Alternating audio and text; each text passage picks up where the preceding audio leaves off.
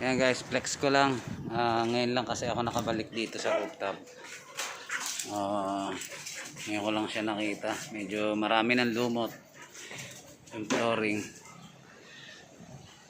Tsaka malamig ang panahon ngayon dito kasi may bagyo na daw.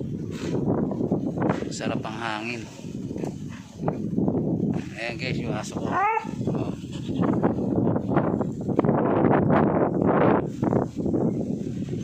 Medyo lakas ang hangin dito. Actually ito hindi pa tapos. Marami pa rin tumatagas. Palpak yung yung gumawa.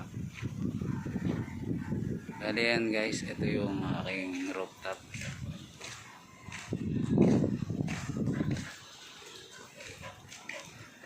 Medyo maganda kasi lakas ang hangin.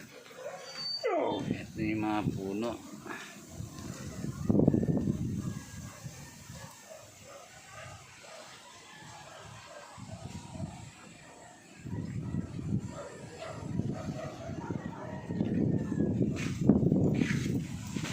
Okay guys, baba muna ako at nagbibihis muna ako. Galing kami sa palengke. Sige, bye bye.